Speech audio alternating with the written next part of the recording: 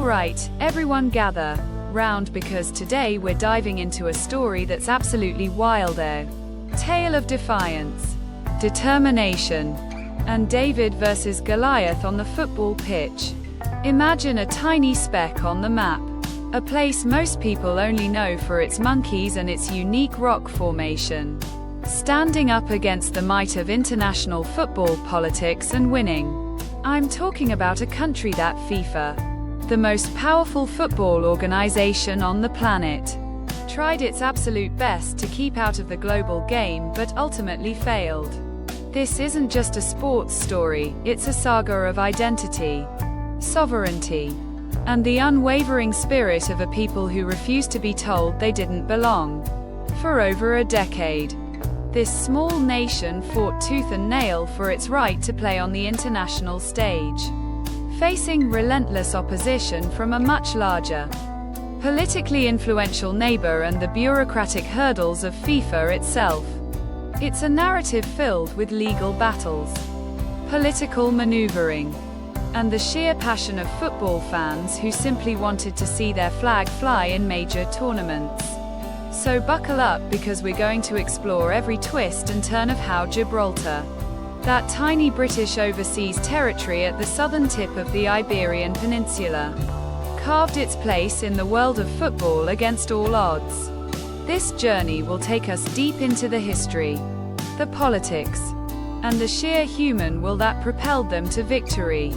Our story begins with understanding Gibraltar itself, a place unlike any other. It's a landmass of just 6.7 square kilometers, dominated by the iconic Rock of Gibraltar, home to about 34,000 people.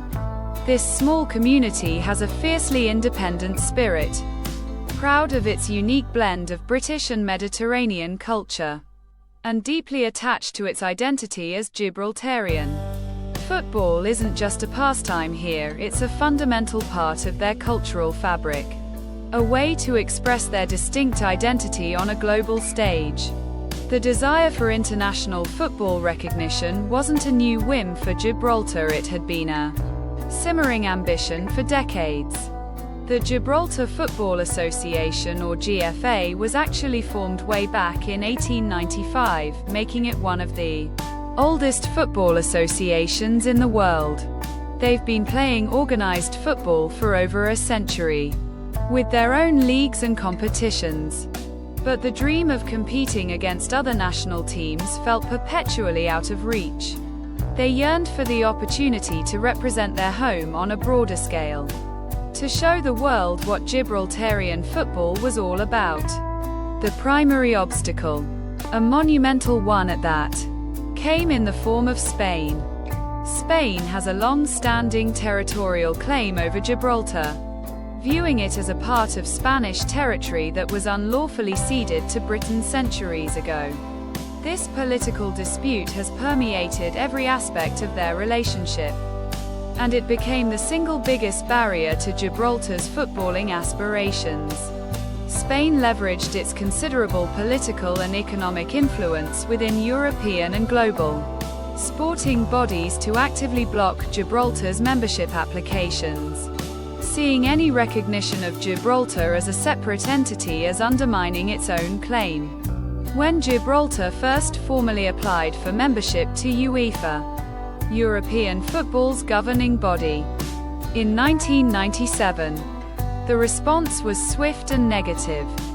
Spain immediately lodged a vehement protest, citing the ongoing sovereignty dispute and arguing that Gibraltar was not an independent country, and therefore shouldn't be granted membership. UEFA, wary of upsetting a major footballing nation like Spain, initially sided with the larger power. This rejection was a bitter pill for Gibraltarian football fans and administrators, but it only fueled their resolve. Undeterred, the GFA continued its fight, understanding that this wasn't just about football anymore, it was about national pride and the right to self-determination. They knew they had a strong case, based on the principle that football associations from territories, not just fully independent states, could be members of UEFA. This wasn't unprecedented. Other non-sovereign territories like the Faroe Islands and Northern Ireland were already members, demonstrating a precedent for their inclusion. The GFA carefully built its legal arguments, preparing for a long and arduous battle. The turning point came when the GFA decided to take its case to the Court of Arbitration for Sport, or CAS, in 2006. This was a bold move, essentially suing UEFA for denying their application. CAS is an international quasi-judicial body that settles disputes related to sport through arbitration, and it's often the last resort for sports organizations and athletes. This decision signaled that Gibraltar was serious.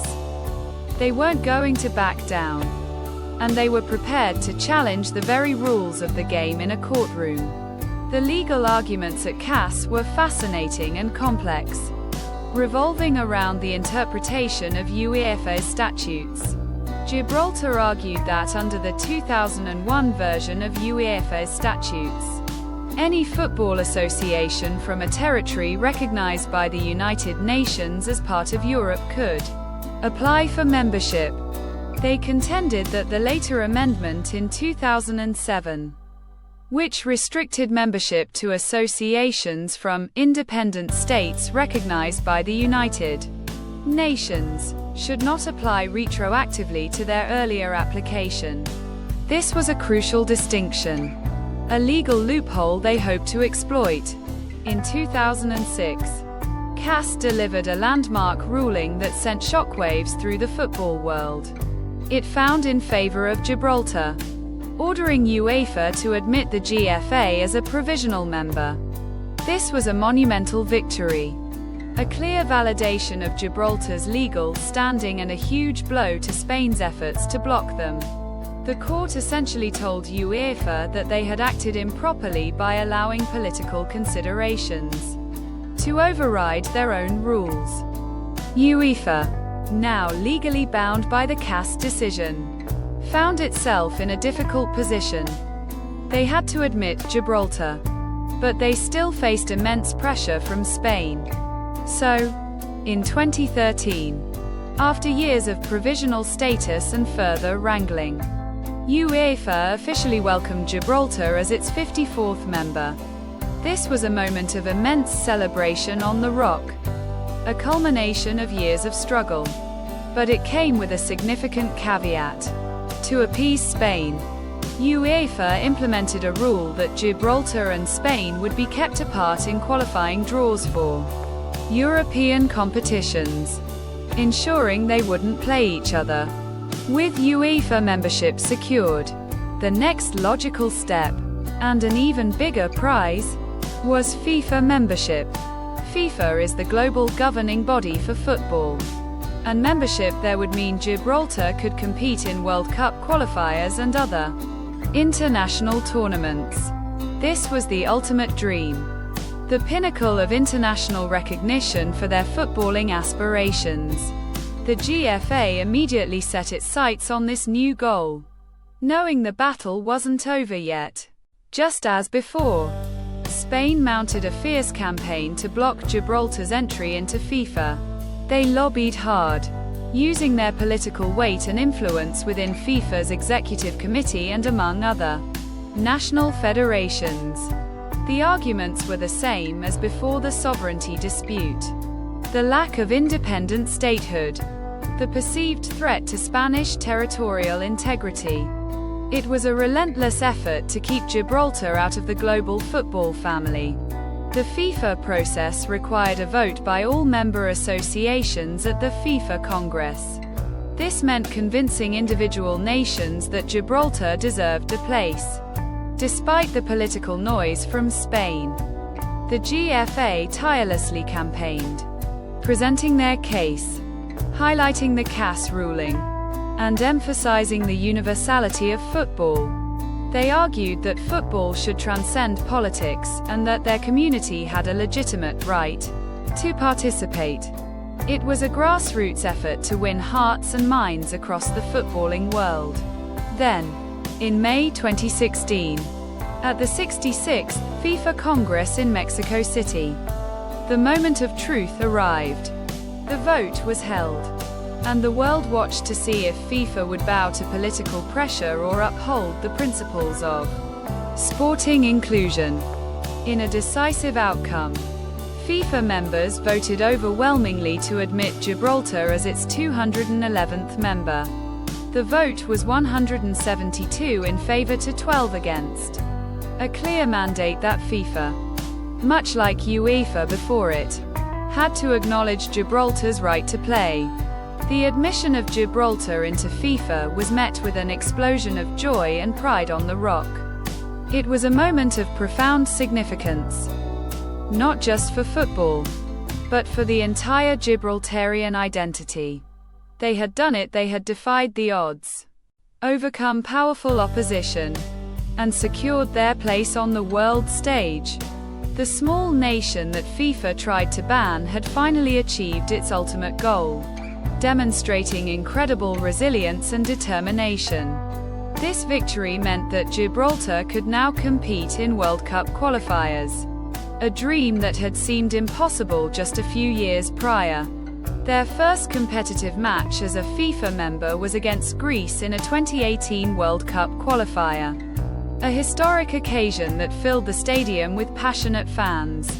While results have naturally been challenging for a nation of their size and resources, simply being there, seeing their flag, and hearing their anthem was a victory in itself.